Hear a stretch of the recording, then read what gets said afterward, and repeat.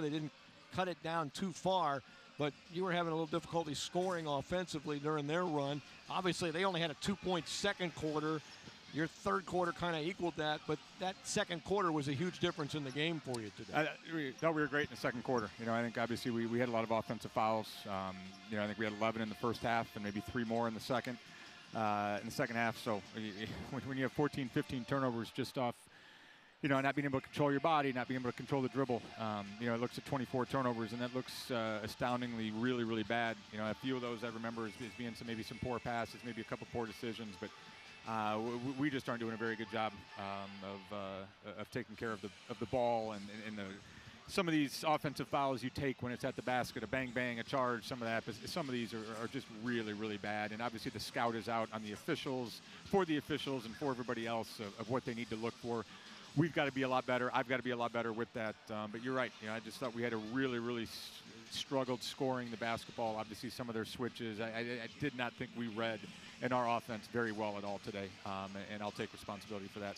Yeah, I think one of the things that you worked on in practice, it seemed like a little bit from yesterday, was you wanted to go fast. You were trying to want to go as fast as you can, at least against this team, and it seemed like it worked for you there a little bit early. Yeah, I thought when we got stops and did the first part right, I thought when we got stops and that turned into, I thought we did an excellent job on the boards, for Smith being the rebounder that she is, to only give up the 1 offensive rebound, 7 for the game when they missed, almost 40 shots. I was really, really proud of our kids with that. It just didn't turn into transition, or at least us capitalizing on transition the way that we had hoped and the way that we had kind of intended. And, maybe some of the offensive fouls kind of makes you play a little bit more hesitant. If some of those shots I thought in the third quarter go in, I thought we, for as much as we didn't move the ball well in the second quarter, I thought we moved the ball well in the third quarter. We just didn't get rewarded for it with made shots, and sometimes that can be a little bit deflating.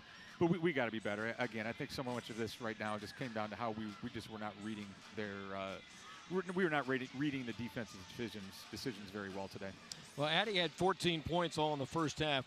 Dugan, of course, had a huge fourth quarter for you, picking up 7 points in that fourth quarter. But what does it mean when Addie can get like 14, 15, 16 points to go along with Dugan and Olstrom as well? Yeah, that was working in that second half. Obviously, you've seen the kids shoot the ball for a long time, just like I have, and those shots look pretty pure. I thought even the one she missed in the second half, I thought was going in. She's just able to stretch the floor, but I just think we're so much better with her on the floor. I think what people don't see in the box court doesn't do her justice, of just contesting at the basket and making them do some different things offensively and just calming us a little bit. I thought she did a really, really good job with that. And, I know we had played a few different rotations today and tried to get the bench going a little bit, and we probably, we got to get that.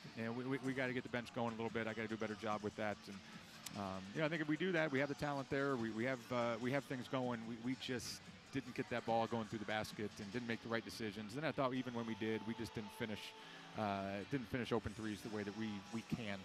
I think 2 things that are probably very important. Obviously, you had the 3-game stretch against the SEC teams. Could have come away with a win against Alabama, but dropped those 3 games. But you get a conference opening win, so there is that. You break that skid, and then you get the first game of the conference season out of the way with a win on that side. And again, you just got to keep stacking wins, right? We talked about just today about stacking possessions, and maybe kind of slog through this a little bit, but you stack quality possessions, and all of a sudden, you have a 23-point lead at the half, and you feel upset about it, right? And you feel like it could have been more, should have been more. But you just got to keep stacking games. You're right. In maybe a little bit of a disservice to us with the flow. I thought gained some confidence, but at the same point, I think we, and especially I, probably the more I've watched the Alabama game, just get so upset about it and just a missed opportunity that you kind of had to wait a little bit. It didn't feel like there was a bounce back because it had been so long, and with the break and everything. Been doing this long enough to know that sometimes that first game back is just not always the smoothest game. So it's always good to get that one out of the way. But I know that we're better than what we showed today, and I trust that we will be here the rest of the week. All right, good luck this weekend. All right, Tough trip on the road. We look forward to see you when you get back. All right, thank you. That's Aaron Rosell, Spiders head coach, coming off the win here. 1-0 now in conference play with his victory over Dayton. As your final is 55-37. Spiders with the victory.